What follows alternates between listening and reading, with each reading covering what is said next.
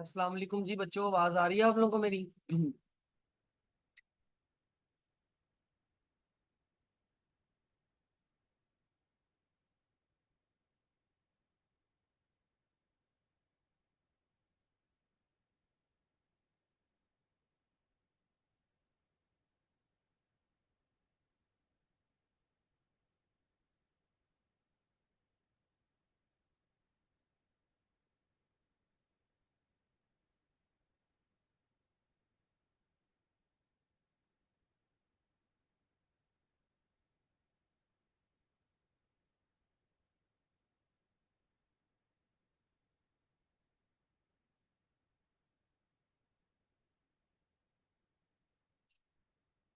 हम्म,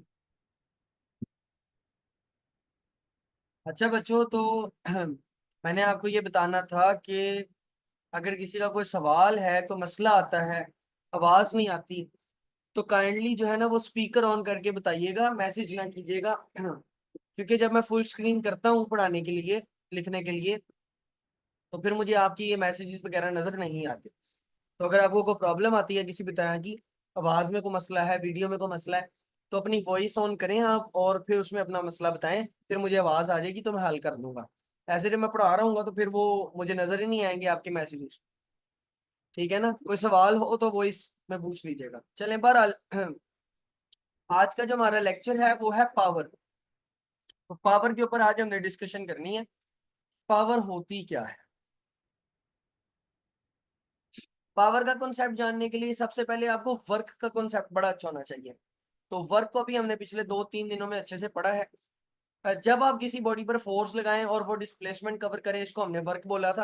आप लोगों को याद होगा। अब पावर क्या है जी? तो पावर एक्चुअली होती है रेट ऑफ डूइंग वर्क। तो power is actually the rate of doing work. काम करने का जो रेट है ना, उसको बोलते हैं पावर। अब ये रेट का क्या मतलब होता है जी? तो मैंने आपको ये लास्ट टाइम बात सिखाई थी कि अगर फिजिक्स में कहीं भी लफ्ज रेट ऑफ आ जाए, तो उसका मतलब होता है with respect to time. With respect to time. तो यहाँ पर आप वर्क चेक कर रहे हैं कि बॉडी ने वर्क कितना किया है, लेकिन with respect to time. Time के एतबार से उसने कितना वर्क किया। तो फिर यहाँ पर आप पावर का जो फार्मूला लिखेंगे, बेसिक फार्मूला, वो पावर का जो बेसिक फार्मूला है, that will come out to be work done divide by time taken.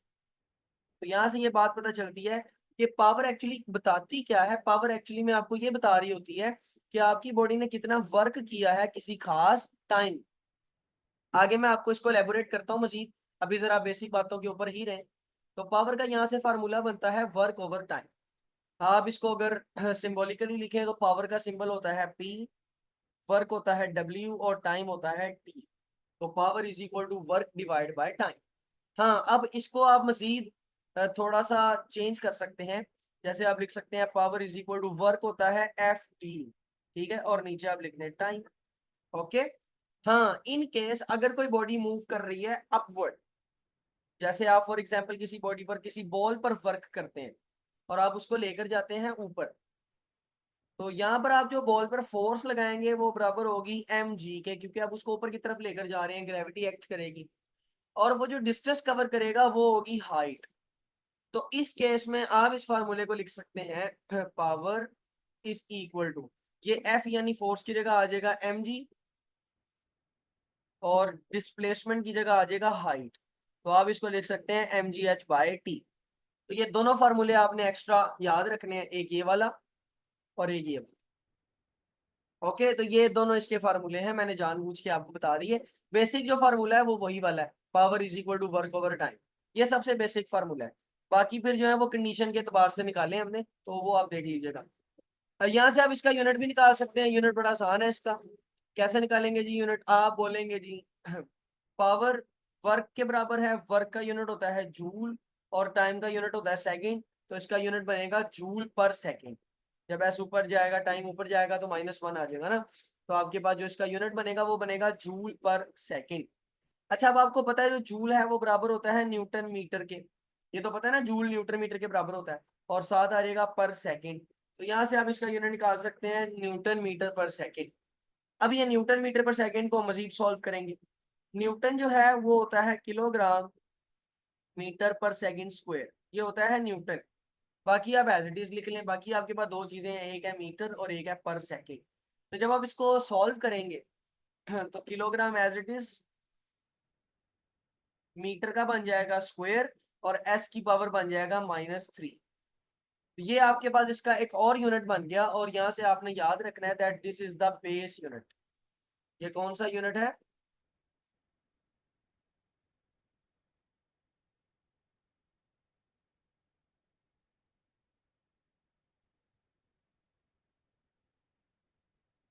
ये बेस यूनिट है।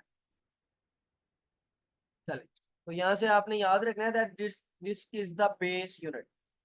और अगर आपको किसी चीज का बेस यूनिट मिल जाए ना, तो फिर आप उसकी डायमेंशंस बड़ी आसानी से निकाल सकते हैं।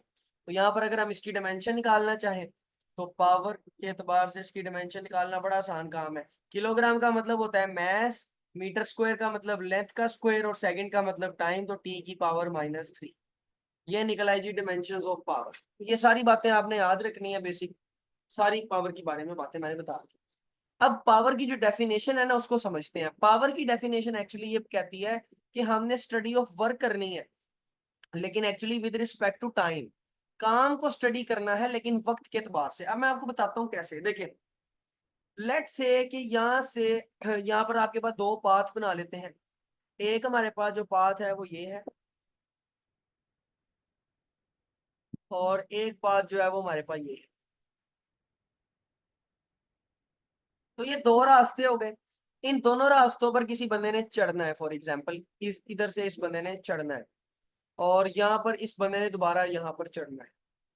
अब मैं ये कहता हूं कि ये बंदा यहाँ से टॉप पर पहुंच जाता है यहाँ पर,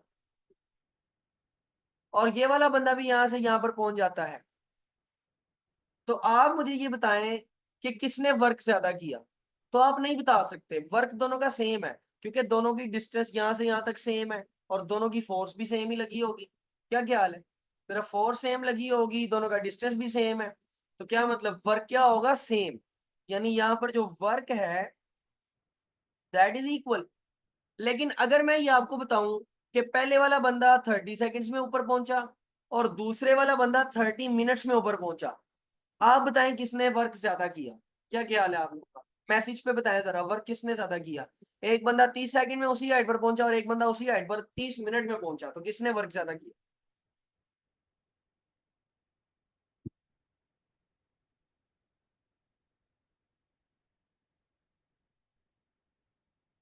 जी बच्चों।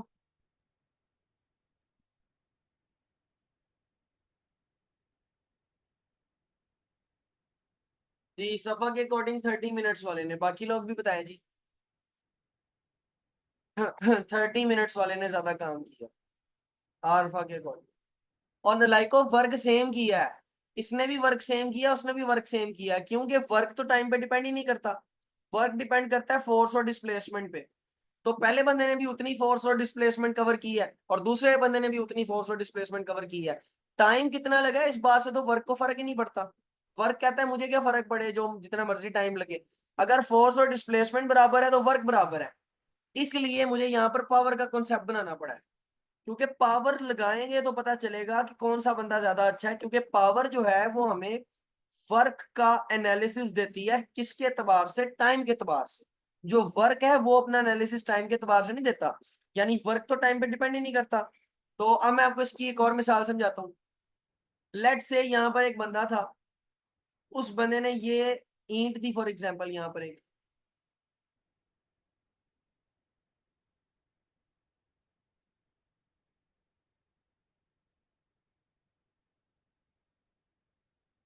तो यहाँ पर कुछ ईंटें हैं, और ये जो बंदा है ये इन ईंटों को उठाकर ऊपर लेकर जाता है, ठीक है।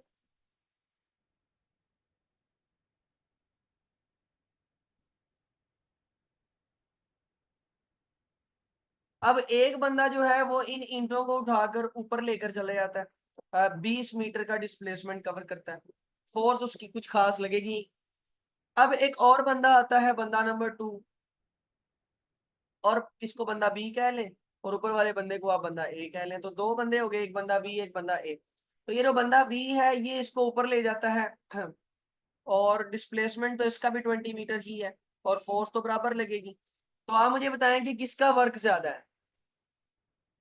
दोनों में से, दोनों खास डिस्प्लेसमेंट पर, सेम डिस्प्लेसमेंट पर दोनों 3 इंटर लेकर गए हैं सेम फोर्स लगाकर, तो वर्क किसका ज्यादा होगा?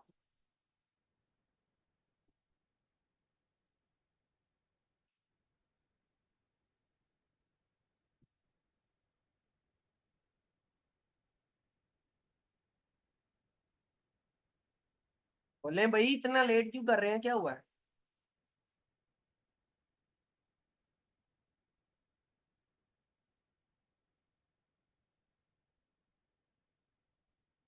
यस, दोनों का वर्क डन इक्वल होगा, लेकिन अगर मैं कंडीशन को थोड़ा सा चेंज करूं, मैं कहूं कि पहले ने वही काम 20 सेकंड्स में किया है और दूसरे ने वही काम 60 सेकंड्स में किया है, तो अब बताएं किसका वर्क डन ज्यादा होगा? अब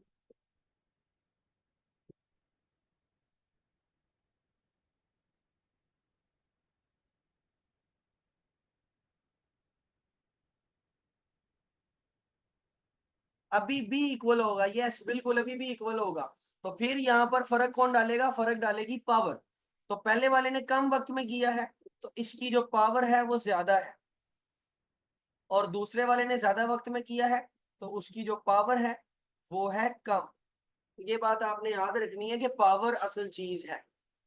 इस केस में अगर ये वाला सिनेरियो देखा जाए, तो यहाँ पर हम ये कह सकते हैं कि अगर पावर की ये डेफिनेशन अच्छी से पढ़ ली जाए, तो rat can be more powerful. Rat मतलब चूहा, तो rat can be more powerful than elephant. अगर आप ये चीज को फॉलो करें, तो जो रैट है वो एलिफेंट की निस्बत ज्यादा पावरफुल हो सकता है। वो कैसे जी? फॉर एग्जाम्पल आपके पास जो रैट था, उसने एक लगा लें छोटा सा कोई फ्रूट उठाया, और फ्रूट को वो 20 मीटर के डिस्प्लेसमेंट पर ले गया, 20 मीटर्स का डिस्प्लेसमेंट कवर किया उसने, और फोर्स जो उसने लगाई वो लगाई तकरीबन आप लगा लें 10 न्यूटन। रैट है ना, तो कम फोर्स लगाएगा, तो हम कहते हैं जी रैट ने जो फोर्स लगाई वो कितने न्यूटन लगाई? 10 न्यूटन।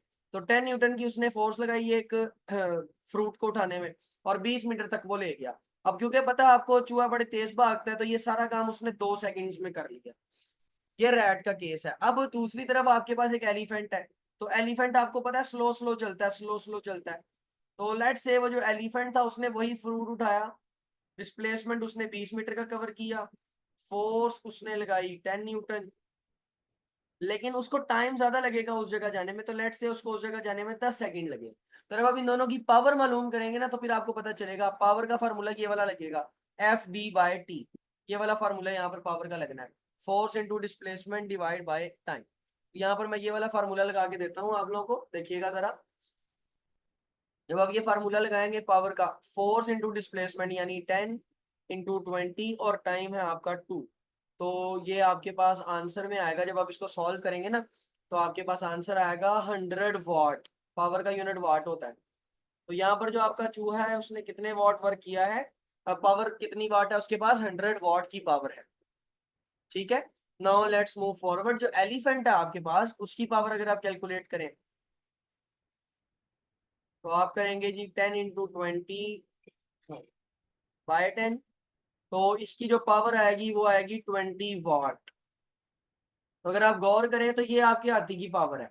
तो हाथी की पावर 20 वाट है, और एलिफेंट सॉरी हाथी की पावर 20 वाट है, और जो रैट है आपका यानी चूहा है, उसकी पावर है 100 वाट। तो देखा ना, यहाँ से हम साबित कर सकते हैं कि जो रैट है उसकी पावर ज्यादा है। पावर का मतलब ये नहीं होता ताकतवर कौन है, पावर का मतलब ये होता है कि आप कितना वर्क कितने टाइम में कर रहे हैं। तो जो कम टाइम में ज्यादा वर्क कर लेता है वो पावरफुल होता है। चले, तो ये होगी पावर हमारे पास। पावर का यूनिट यहाँ से हमने निकाला है, ये सब इसके वैसे ही यूनिट्स हैं। जो इसका एस आई यूनिट है वो है वॉट। तो S I unit of power is actually what, ये याद रखना है। चले, now let's move forward. Power का एस आई यूनिट हमारे पास आ गया है वॉट। अब आगे चलते हैं। अब बात करते हैं जी एवरेज पावर की। कौन सी पावर की जी? Average power. एवरेज पावर होती क्या है जी? एवरेज पावर ये होती है कि आपने कितना टोटल वर्क किया है टोटल टाइम में। तो अगर आप सीरीज में काम कर रहे हैं, तो आप टोटल वर्क को टोटल टाइम से डिवाइड कर दें, then you will find average power. तो पावर एवरेज मीन्स आपने कितना टोटल वर्क किया है, कितने टोटल टाइम।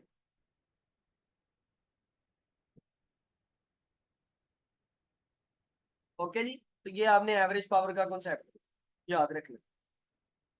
इसके अलावा इंस्टेंटेनियस पावर का कॉन्सेप्ट बड़ा इंपॉर्टेंट है, एज अ शॉर्ट क्वेश्चन ये आ जाता है। इंस्टेंटेनियस वाला कॉन्सेप्ट तो मैं बड़ी देर से आपको समझा चुका हूँ ना, कि इंस्टेंटेनियस का मतलब ही होता है जब वक्त बड़ा छोटा हो या वक्त बड़ा थोड़ा हो, तो थोड़े वक्त के लिए अगर कोई काम हो रहा है तो उसको बोलते हैं इंस्टेंटेनियस पावर। यानी इंस्टेंटेनियस का एक्चुअली मतलब ये होता है कि जो आपका टाइम इंटरवल डेल्टा टी है,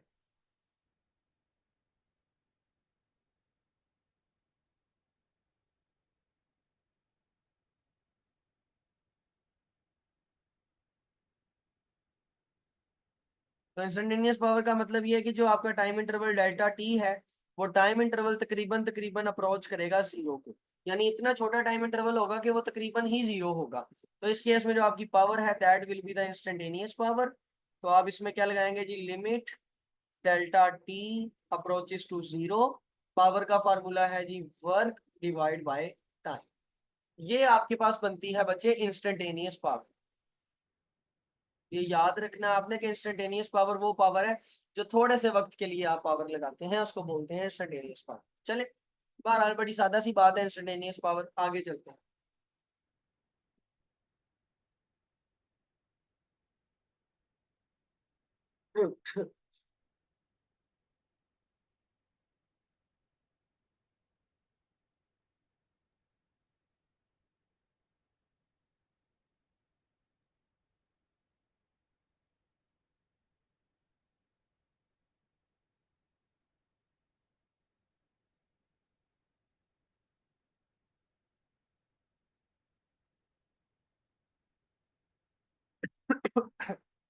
अच्छा जी, अब आगे चलते हैं। सबसे पहले पावर की डायमेंशंस आपको पता होनी चाहिए। मेरा ख्याल है डायमेंशन मैंने बताई है, नहीं बताई।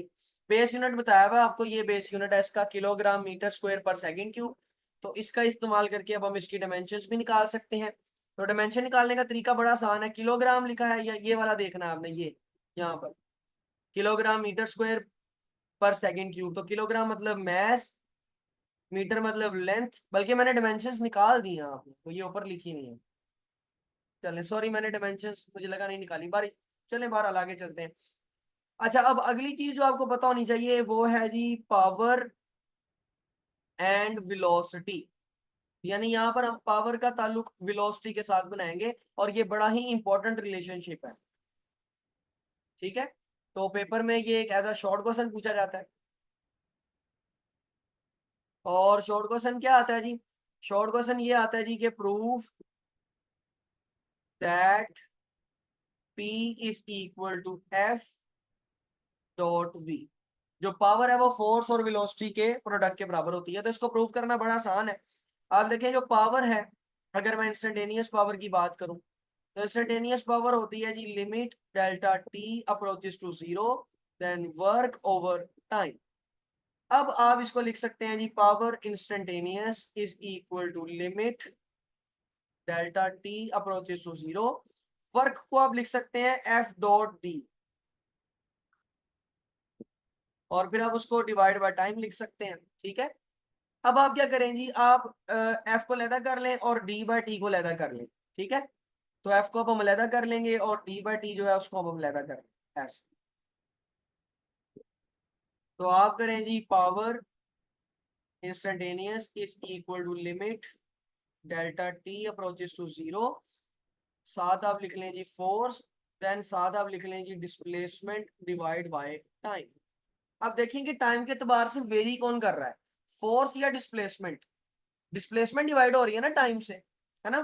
तो फिर डिस्प्लेसमेंट के ऊपर लिमिट लगेगी, फोर्स के ऊपर नहीं, क्योंकि लिमिट में देखो डेल्टा टी है, टाइम है, टाइम अप्रोचेस टू जीरो। तो ये जो लिमिट है ये अकेली लगेगी अब आपके पास डिस्प्लेसमेंट के ऊपर। तो आप लिखेंगे जी power instantaneous is equal to force dot limit delta T approaches to zero, और ये लिमिट लगेगी डिस्प्लेसमेंट ओवर टाइम पर। तो आप सबको पता है, अगर आप डिस्प्लेसमेंट ओवर टाइम और इसके ऊपर अगर आप लिमिट लगाएं, स्पीड ओवर टाइम करें, डिस्टेंस ओवर टाइम करें, तो ये वेलोसिटी बनती है ना। तो आपके पास जो इंस्टेंटेनियस पावर है that will come out to be force dot velocity. तो ये देखें कि यहाँ से प्रूव हो गया कि आपकी जो इंस्टेंटेनियस पावर है वो इसके इक्वल है। तो ये आपका प्रूफ है, instantaneous power is equal to F dot V. अब आप इसको क्या कह सकते हैं, आप इसको कह सकते हैं जी, पावर की एक नई डेफिनेशन लिख सकते हैं। आप लिखेंगे जी power is the dot product of mass and velocity.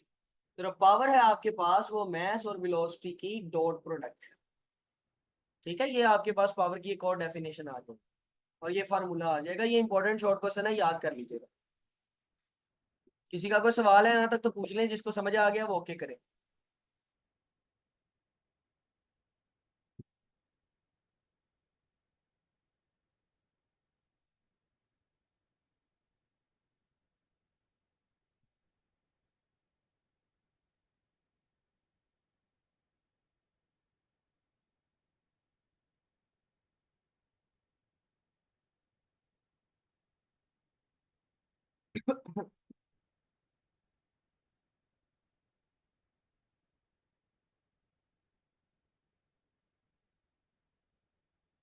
Force और वेलोसिटी कह लें, पावर एंड वेलोसिटी कह लें, फर्क नहीं पड़ता।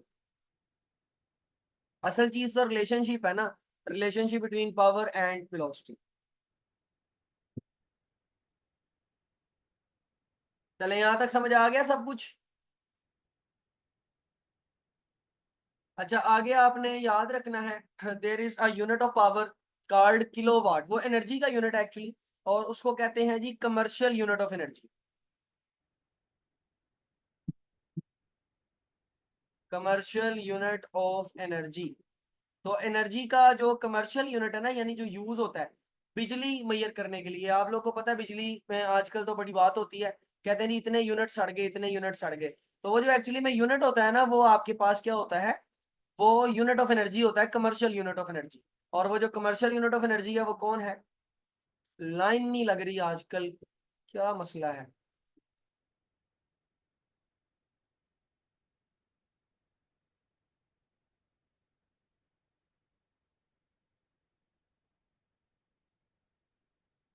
चलें जी, ये जो आपके पास कमर्शियल यूनिट है एनर्जी का, ये एक्चुअली है किलोवाट आवर। क्या है जी? Kilowatt hour. तो ये एनर्जी का कमर्शियल यूनिट है, याद रखना है आपने। इसको KWH भी लिखते हैं। तो जब हम बिजली के बिलों में कहते हैं ना इतने यूनिट सड़ गए, इतने यूनिट सड़ गए, तो वो एक्चुअली किलोवाट आवर होता है।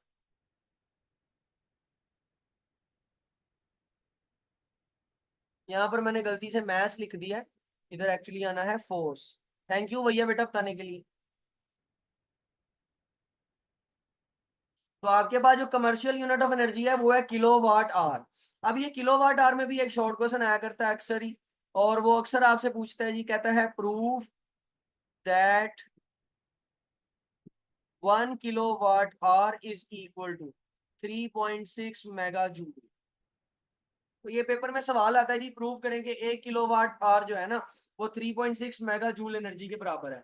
तो अब हमने इसको प्रूव करना है। देखिएगा जरा 1 किलोवाट आवर की बात कर लेते हैं हम।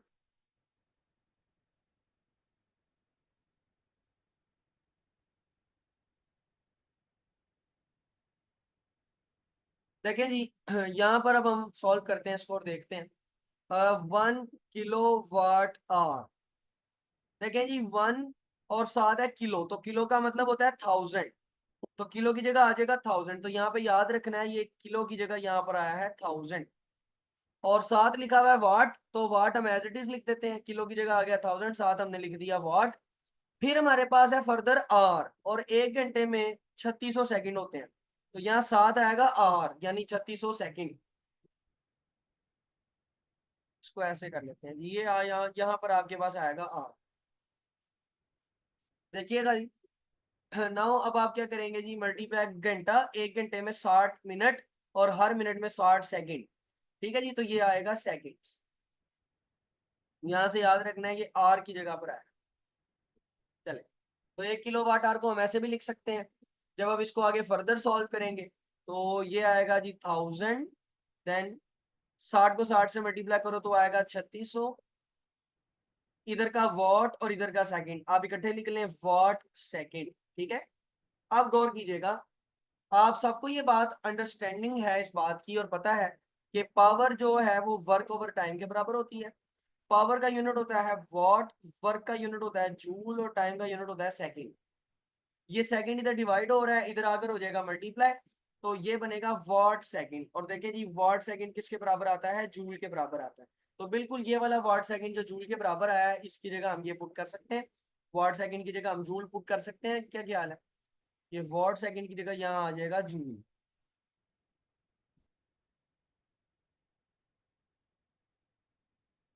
हाँ, तो जब आप इसको सॉल्व करेंगे मल्टीप्लाई करके, तो आपके पास ये आएगा जी 3 6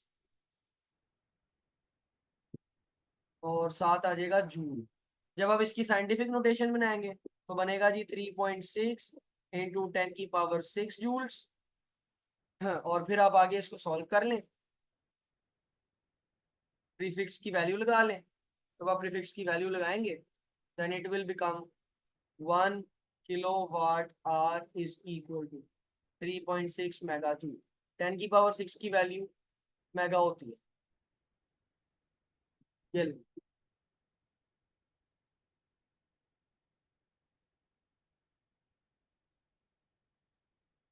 कोई मसला मसाइल यहाँ तक पहले पढ़ गया सारा।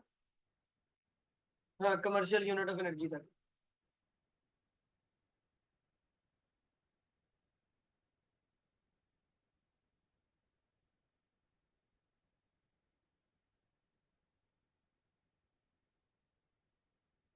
अब भैया ने कहा नो। अब भैया क्या समझ नहीं आया बेटा आपको।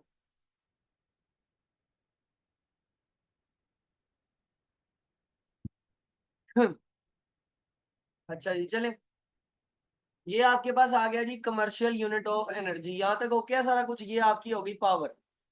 अब आगे हमने पढ़ना है एनर्जी के बारे में। एनर्जी क्या है जी, तो एनर्जी की नॉर्मल डेफिनेशन तो सबको पता है ना। एनर्जी होती है जी एबिलिटी टू डू वर्क। तो एनर्जी की नॉर्मल डेफिनेशन सबने पढ़ी हुई है।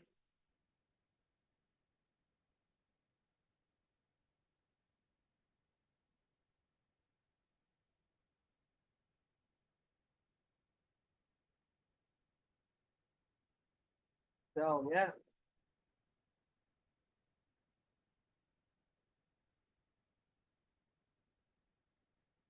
1 मिनट दीजिएगा।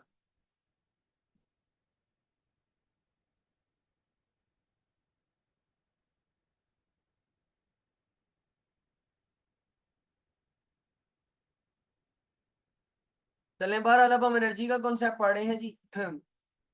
तो what is energy. Energy is the ability to do work, काम करने की सलाहियत को बोलते हैं एनर्जी। तो energy is actually the ability to do work. Majorly दो तरह की एनर्जीज होती हैं आपके पास, एक होती है काइनेटिक एनर्जी और एक होती है पोटेंशियल एनर्जी। तो सबसे पहले हम बात कर लेते हैं काइनेटिक एनर्जी के हवाले से। और यहाँ पर आपने बड़ी तवज्जो से बात को समझना है, काइनेटिक एनर्जी को बड़ी ध्यान से देखें जी। जब बॉडी मूव करती है ना, तो मूव करती हुई बॉडी के पास जो एनर्जी होती है उसको कहते हैं काइनेटिक एनर्जी। तो काइनेटिक एनर्जी के बारे में सिंपल सी बात आपको पता है, मूविंग ऑब्जेक्ट्स के पास जो एनर्जी होगी उसको बोलेंगे काइनेटिक एनर्जी। ये बच्चों वाली बातें हैं, ये सबको पता होती हैं। जो बेसिक असल बात है ना वो है इसका फार्मूला। तो काइनेटिक एनर्जी का जो फार्मूला है वो है 1/2 mv का स्क्वायर। जिसका मतलब ये है कि जो काइनेटिक एनर्जी है वो बॉडी की वेलोसिटी के ऊपर डिपेंड करती है, और वेलोसिटी शो करती है मूविंग ऑब्जेक्ट्स को। तो ये याद रखना आप। अब मैं यहाँ पर ना रिलेशनशिप निकालना चाह रहा हूँ between kinetic energy and momentum. जब हम काइनेटिक एनर्जी और मोमेंटम के दरमियान का रिलेशनशिप निकाल लेंगे तो बहुत सारे एमसीक्यूज और न्यूमेरिकल्स आसान हो जाएंगे हमारे लिए। देखिएगा जरा, सबसे पहले मैं काइनेटिक एनर्जी का रिलेशन लिखूंगा। काइनेटिक एनर्जी का रिलेशन है जी 1/2 mv का स्क्वायर। आप सबको पता है मैं इसको ऐसे भी लिख सकता हूँ 1/2 m, और v के स्क्वायर को मैं लिख सकता हूँ v.v। मानते हैं मेरी बात, v का स्क्वायर का मतलब है दो वेलोसिटीज आपस में मल्टीप्लाई हो रही हैं, तो मैं इसको v.v भी लिख सकता हूँ। अब हम यहाँ पर कमांड कमांड लिखेंगे, और कमांड क्या लिखेंगे जी, हम लिखेंगे जी डिवाइड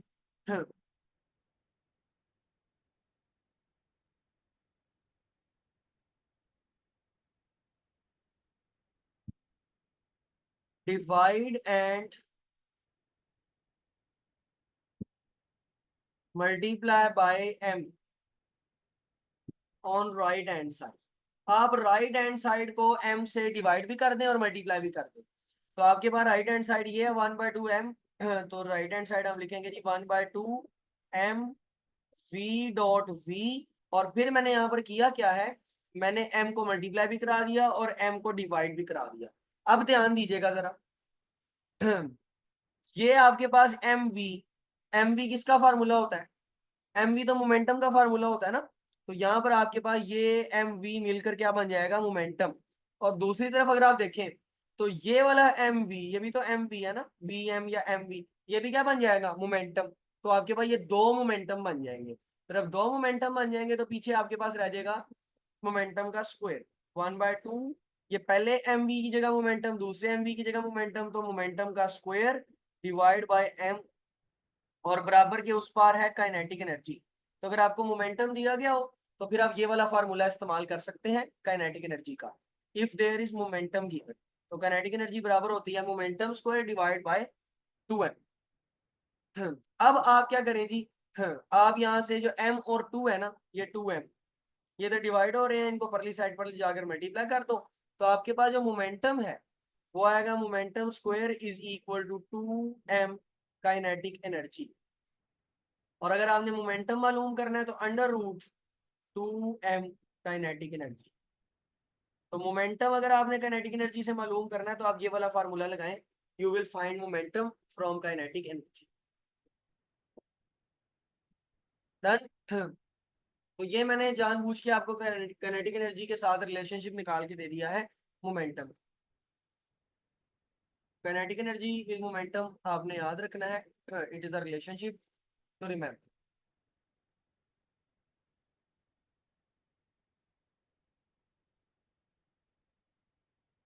तो मसला मसाइल तो नहीं यहाँ तक।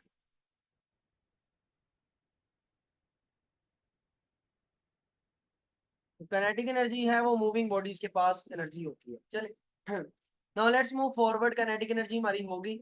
अगली जो चीज है that is the potential energy. और पोटेंशियल एनर्जी एक्चुअली होती है स्टोर्ड एनर्जी। जो एनर्जी बॉडी के अंदर स्टोर हो जाती है ना उसको बोलते हैं पोटेंशियल एनर्जी। तो ये याद रखना है, पोटेंशियल एनर्जी एक्चुअली है स्टोर्ड एनर्जी। पोटेंशियल एनर्जी से मुराद होता है स्टोर्ड एनर्जी। ये वो एनर्जी है जो बॉडीज के अंदर स्टोर्ड हो जाती है। अब जो पोटेंशियल एनर्जी है वो फर्दर आगे से दो तरह की है। There is two types of potential energy जो कि स्टोर हो जाती है। तो पहली एनर्जी जो है वो है ग्रेविटेशनल पोटेंशियल एनर्जी, जो कि बॉडी के अंदर स्टोर होती है जब आप उसको किसी खास हाइट पर लेकर जाते हैं। तो अगर इसकी बुक वाली डेफिनेशन देखी जाए तो वो आपने लिखनी है जी। ग्रेविटेशनल पोटेंशियल एनर्जी क्या है, पहली बात पोटेंशियल एनर्जी तो एनर्जी स्टोर्ड है ना। तो gravitational potential energy is energy stored due to gravity या ग्रेविटेशनल फील्ड। तो ग्रेविटेशनल फील्ड की वजह से अगर किसी बॉडी के अंदर एनर्जी स्टोर्ड है तो उसको बोला जाता है ग्रेविटेशनल पोटेंशियल एनर्जी। जैसे फॉर एग्जांपल आप इमेजिन करें that this is a ground, ये जमीन है, ग्राउंड है, और इस ग्राउंड के ऊपर एक बॉल पड़ी हुई है, इमेजिन करें यहाँ पर। तो इसके ऊपर इसकी चूंकि हाइट 0 है, ग्रेविटी उस हिसाब से एक्ट नहीं कर रही, ग्रेविटेशनल फील्ड में चेंज नहीं आया इसकी, तो इसकी जो पोटेंशियल एनर्जी है वो भी 0 होगी। और उसका सबूत यह है कि ये यहीं पड़ी रहेगी, कहीं जाएगी नहीं। लेकिन अगर आप इस बॉल के ऊपर वर्क करें और वर्क करके इसको ऊपर ले जाएं तो ऊपर लेकर जाने में सारी बात है वर्क लगेगा। और वो वर्क जो आपने किया था इस बॉल के ऊपर वो बॉल में स्टोर्ड हो जाएगा in the form of gravitational potential energy. और उसका सबूत यह है कि जब ये बॉल यहाँ पर टॉप पर पहुंचेगी तो खुद ब खुद ही यहाँ से नीचे आ जाएगी, क्योंकि यहाँ पर इसके पास कौन सी एनर्जी है, पोटेंशियल या ग्रेविटेशनल पोटेंशियल एनर्जी। तो ग्रेविटेशनल पोटेंशियल एनर्जी वो एनर्जी होती है जो ग्रेविटेशनल फील्ड की वजह से स्टोर्ड होती है। ग्रेविटेशनल पोटेंशियल एनर्जी, इसका फार्मूला होता है mgh। अच्छा जी, दूसरी जो पोटेंशियल एनर्जी है वो होती है जी इलास्टिक पोटेंशियल एनर्जी, जो स्प्रिंग्स वगैरह में स्टोर होती है ना स्ट्रेच करने की वजह से, या धागे में स्टोर हो जाती है स्ट्रेच करने की वजह से। तो आपने यहाँ पर याद रखना है कि जो आपकी इलास्टिक पोटेंशियल एनर्जी है that is the energy stored due to stretching. किसी चीज को स्ट्रेच किया ना जब आपने, तो स्ट्रेच करने की वजह से जो एनर्जी स्टोर्ड होती है उसको बोलते हैं इलास्टिक पोटेंशियल एनर्जी। जैसे आप लोगों ने 9 क्लास में एक मैथ स्प्रिंग सिस्टम पढ़ा था, तो लेट्स से कि यहाँ पर आपके पास एक फिक्स्ड एंड है, उस फिक्स्ड एंड के साथ एक स्प्रिंग जुड़ा हुआ है और साथ आपके पास है